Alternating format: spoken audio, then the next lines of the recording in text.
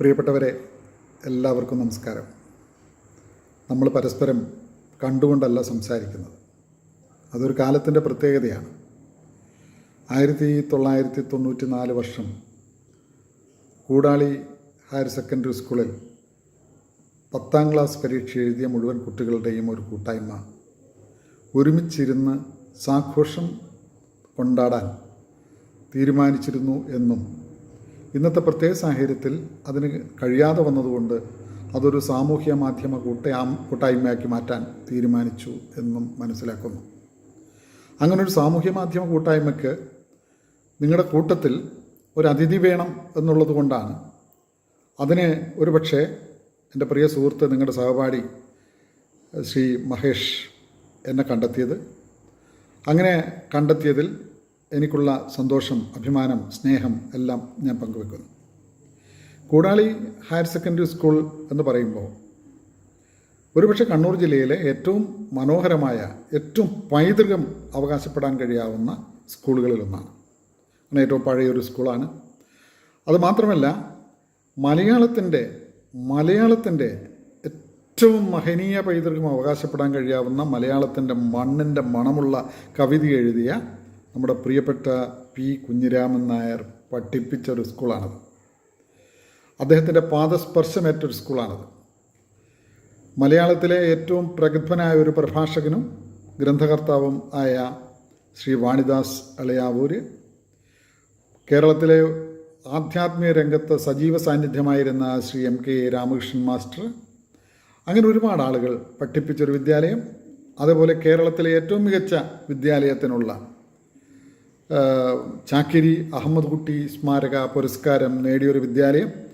ഇതൊക്കെ ആ ഒരു വിദ്യാലയത്തിനകത്ത് പഠിച്ച് പഠനം പൂർത്തിയാക്കി ജീവിത ആയോധനത്തിന് ഇറങ്ങിയിട്ടുള്ള നിങ്ങളെ സംബന്ധിച്ചിടത്തോളം ഈ വിദ്യാലയത്തിൻ്റെ സാംസ്കാരിക പൈതൃകവും പൂർണ്ണമായി നിങ്ങളുടെ മനസ്സിനകത്ത്, നിങ്ങളുടെ രക്തത്തിനകത്ത്, നിങ്ങളുടെ ശ്വാസത്തിനകത്ത് ഉൾച്ചേർന്നിട്ടുണ്ടാകും എന്നാണ് എൻ്റെ വിശ്വാസം.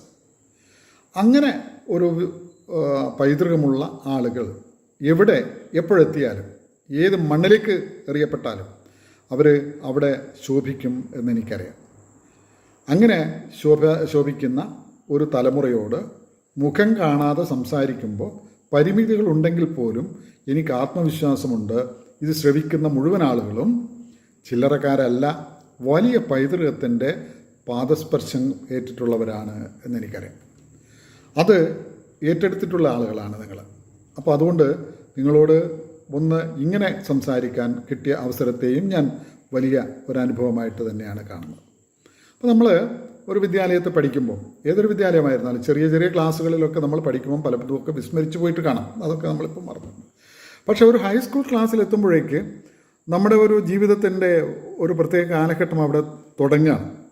നമ്മുടെ അഡോളസൻ്റ് ഏജ് എന്ന് പറയുന്ന ജീവിതത്തിനകത്ത് പ്രായപൂർത്തിയിൽ എത്തിയിട്ടില്ലാത്ത, എന്നാൽ പ്രായപൂർത്തിയിലേക്ക് കാലെടുത്ത് വെക്കുന്ന ഒരു അഡോളസൻ്റ് ഏജ് നമ്മൾ മെല്ലെ ഒരു ഹൈസ്കൂൾ ക്ലാസ്സിലേക്ക്, നമ്മൾ ടീനേജ് എന്നൊക്കെ പറയുന്ന ഏജിലേക്ക് നമ്മൾ കടക്കുകയാണ്.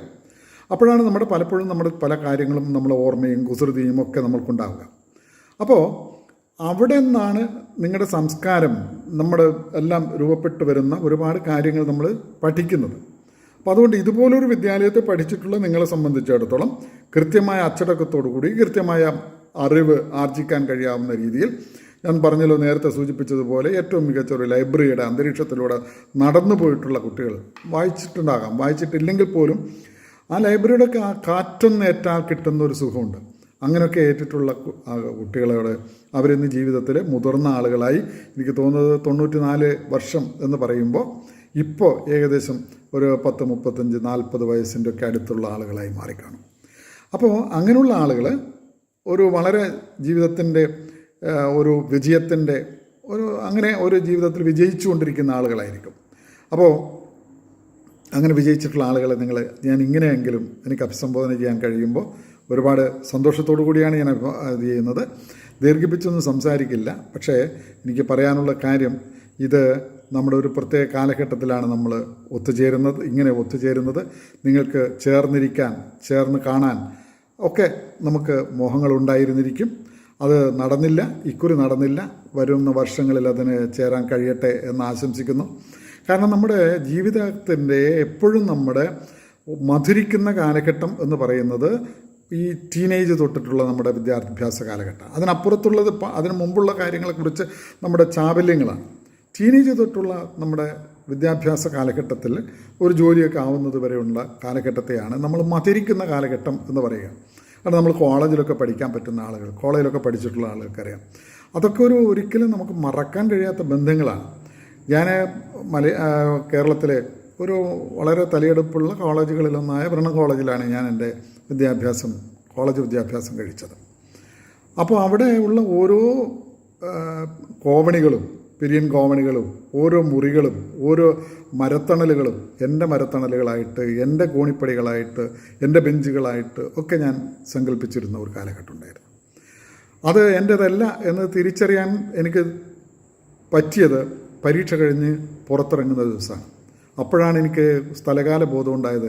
ഇനി എനിക്ക് ഈ കോവണികൾ, ഈ മരത്തണലുകൾ, ഈ ബെഞ്ചുകൾ എൻ്റേതല്ല അതായിരിക്കുന്നു എന്നും, അത് മറ്റാരുടേത്, അതിനൊക്കെ പുതിയ അവകാശികൾ വന്നിരിക്കുന്നു എന്നും, ഇവിടെ ഞാനിനി വന്നാൽ വെറും ഒരു അതിഥിയായിട്ട് മാത്രം വരികയാണ് എന്നും ഉള്ള ഒരു പുതിയ ബോധം, നഷ്ടബോധം നമുക്ക് ഉണ്ടാവുന്നത്.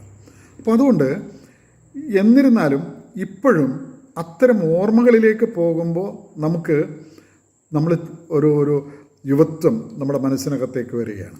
അപ്പം അതുകൊണ്ട് ഇവിടെ ഈ ഓർമ്മക്കൂട്ടായ്മയിൽ, ഓർമ്മ എന്ന പേരിട്ട് നിങ്ങൾ മനോഹരമായൊരു പേരാണ് ഓർമ്മ എന്ന പേര്. ഓർമ്മയുണ്ടാവുക എന്നുള്ളതാണ് നമ്മളെപ്പോഴും പറയാറുള്ളത്. ജീവിതത്തിൽ ഓർമ്മകൾ ഉണ്ടാകണം എന്നുള്ളതാണ്.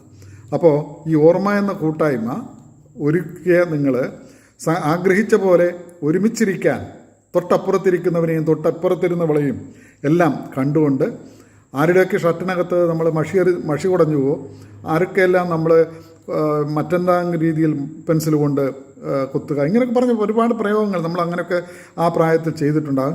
ചെയ്യുന്നതുകൊണ്ടൊന്നൊരു കുഴപ്പമില്ല. ആർക്കും മാരകമല്ലാത്ത രീതിയിലൊക്കെ നമുക്ക് പലതും ചെയ്യാം. തമാശക്കൊക്കെ പലതും ചെയ്തിട്ടുണ്ടാകും. അപ്പോൾ ഇതൊക്കെ ഒന്ന് വീണ്ടും കാണാനും ഓർമ്മിക്കാനും ഓർമ്മപ്പെടുത്താനും ഒക്കെ നമുക്ക് കിട്ടുന്നൊരവസരമായിരുന്നു യഥാർത്ഥത്തിൽ നിങ്ങളുടെ കൂടിച്ചേരൽ. പക്ഷേ അത് നേരിട്ട് കഴിയുന്നില്ലെങ്കിലും നിങ്ങളുടെ ഈ വാട്സാപ്പ് കൂട്ടായ്മയിലൂടെ നിങ്ങൾ ഓരോ ആളുകളും പരസ്പരം അതൊക്കെ ഒന്ന് ഓർമ്മിപ്പിക്കുകയും അത് ഓർത്തെടുക്കുകയും അത് വീണ്ടും ഓർമ്മിപ്പിക്കുകയും അതൊക്കെ നിഷ്കളങ്കമായിട്ട് പരസ്പരം കുറ്റാരോപിതമല്ലാത്ത ഇന്നിപ്പോൾ ഓർത്തെടുക്കുമ്പോൾ അതിനകത്ത് നമുക്ക് പരസ്പരം അങ്ങോട്ടും ഇങ്ങോട്ടും ഒരു കുറ്റാരോപണവുമില്ല, നമ്മളത് ആഹ്ലാദിക്കുന്ന, സന്തോഷിപ്പിക്കുന്ന അനുഭവങ്ങളായി മാറണം. അത്തരം അനുഭവങ്ങൾ എല്ലാ വർഷവും നിങ്ങൾക്ക് വീണ്ടും ഇനിയുള്ള അവസരങ്ങൾ നേരിട്ട് കൂടിച്ചേരാൻ കഴിയട്ടെ എന്ന് ആശംസിക്കുന്നു. അത് കഴിയണം. ഇന്നത്തെ പ്രത്യേക സാഹചര്യത്തിൽ നമ്മൾ ഓർക്കേണ്ടത് അടുത്ത ഒരു വർഷം വീണ്ടും കൂടിച്ചേരാനുള്ള ആരോഗ്യം, സൗഭാഗ്യം നമുക്കുണ്ടാകണം. ഇന്ന് നമുക്ക് അതിന് കഴിഞ്ഞിട്ടില്ല. അടുത്ത പ്രാവശ്യം അതിന് ചേരണമെങ്കിൽ അതിനുള്ള ശാരീരികാരോഗ്യം ഉണ്ടാകണം, മാനസികാരോഗ്യം ഉണ്ടാകണം, നമുക്കുണ്ടാകണം, നമ്മുടെ കുടുംബത്തിനും ഉണ്ടാകണം, നമ്മുടെ കുട്ടികൾക്കുണ്ടാകണം. നമ്മുടെ കുട്ടികളൊക്കെ ഏകദേശം വളർന്നു വരുന്നു. അവർ നമ്മുടെ ഈ പ്രായങ്ങളിലേക്കൊക്കെ മെല്ലെ വരാൻ പോവുകയാണ്. നിങ്ങൾ ആ പ്രായത്തിലേക്കൊക്കെ വരുന്ന കുട്ടികൾക്ക് വേണ്ട മാനസിക പിരിമുറുക്കമൊന്നുമില്ലാത്ത രീതിയിൽ അവരെ ലാഘവത്വത്തോടു കൂടി വളർത്തിക്കൊടുക്കാൻ, നേർവഴിക്ക് നയിക്കാൻ. നമുക്കറിയാം ഇന്നത്തെ കാലഘട്ടം നമ്മുടെ സമൂഹത്തിൽ ഒരുപാട് പ്രശ്നങ്ങൾ ഉണ്ടായിക്കൊണ്ടിരിക്കുന്നു. അത്തരം പ്രശ്നങ്ങളിലെല്ലാം നമ്മുടെ കുട്ടികളോട് അതിനെക്കുറിച്ചൊക്കെ ഒരുമിച്ച് ജാഗ്രത പുലർത്താൻ നമുക്ക് കഴിയണം. കാരണം ഇന്നിപ്പോൾ ക്ലാസ്സുകൾ പോലും ഓൺലൈനായി മാറിയിരിക്കുന്നു. നമ്മളൊക്കെ അനുഭവിച്ചിട്ടുള്ള പല സുഖങ്ങളും സൗഭാഗ്യങ്ങളും നമ്മുടെ കുട്ടികൾക്ക് ഇല്ലാതായിരിക്കുന്നു എന്ന് തിരിച്ചറിയുക. അപ്പോൾ അതുകൊണ്ട് കുട്ടികളെ വളരെ എംപത്തറ്റിക്കായിട്ട്, സഹാനുഭൂതിയോടുകൂടി അവരുടെ ജീവിതത്തിലെ പ്രശ്നങ്ങളോട് നമ്മൾ ചേർന്ന് നിന്നുകൊണ്ട് നമ്മൾ പെരുമാറാൻ കഴിയണം. അതിന് കഴിയട്ടെ. നിങ്ങൾക്ക് ഓരോ ആളുകൾക്കും അടുത്തൊരു വർഷം പറ്റുമെങ്കിൽ എന്നെ തന്നെ വിളിക്കണം എന്ന് നിങ്ങളോട് ഓരോ ആളുകളോടും, കാരണം അതൊരു വലിയൊരു സൗഭാഗ്യമാണ്. എനിക്ക് തോന്നുന്നത് ഈ 94 പഠിച്ചിട്ടുള്ള ആളുകളോടൊപ്പം ചേരാൻ കഴിയുക എന്ന് പറയുന്നത് വലിയൊരു സൗഭാഗ്യമാണ്. അപ്പോൾ അതിന് നിങ്ങൾക്ക് ഒത്തുചേരാൻ കഴിയട്ടെ, ചേർന്നിരിക്കാൻ കഴിയട്ടെ അടുത്തൊരു വർഷം. അതുവരെയുള്ള എല്ലാ ആരോഗ്യവും, മാനസികാരോഗ്യവും ശാരീരികാരോഗ്യവും ഉണ്ടാകട്ടെ എന്ന് പ്രാർത്ഥിക്കുന്നു. എല്ലാവർക്കും നന്മകൾ നേരുന്നു. ജീവിതത്തിലെ സർവ്വ സൗഭാഗ്യങ്ങളും നിങ്ങൾക്കുണ്ടാകട്ടെ എന്ന് ആശംസിക്കുന്നു. നിർത്തുന്നു. നന്ദി, നമസ്കാരം.